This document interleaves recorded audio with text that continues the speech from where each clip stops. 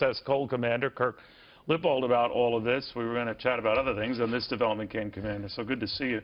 So this was deemed, or the concern was, that South Korea's new president, clearly a provocative act that would agitate the Chinese and the North Koreans, as if what the North Koreans have been doing of late, escalating these near weekly tests, I guess more in the past year than we've seen in the past 10 years.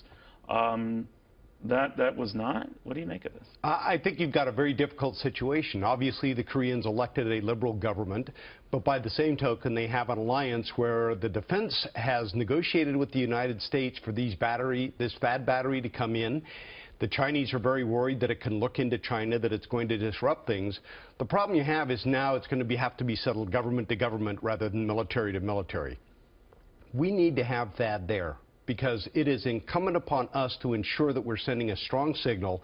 North Korea, yes, but more importantly to China. They're the ones that have aided and abetted North Korea's growth. But how would, it's not an offensive weapon. I mean, I don't mean that in the general sense. No. It's defensive. So why would that be deemed such a threat? And why would that be deemed, even worse, provocative?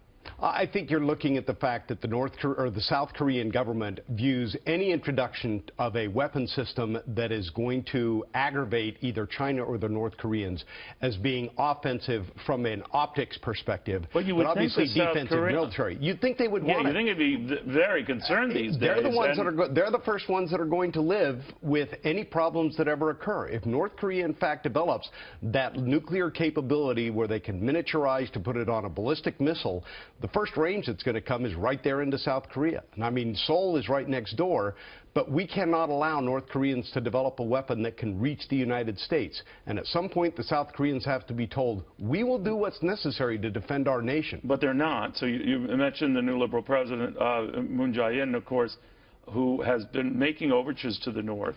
And you would think that the North Korean leader would have cooled it on the missile tests to give him some wiggle room. He's not. So I'm wondering if the North Koreans could be potentially making fools out of the South Koreans. I think they're playing the South Koreans for what they are, and that is you've got a government in there that is not understanding or not appreciating the strategic threat that this ballistic missile program and the nuclear weapons program maybe they're getting used to this threat. I mean, the fact is that these launches have been going on through this present dictator, his father, the grandfather. You know what I mean? That there's a history of provocative actions on their part.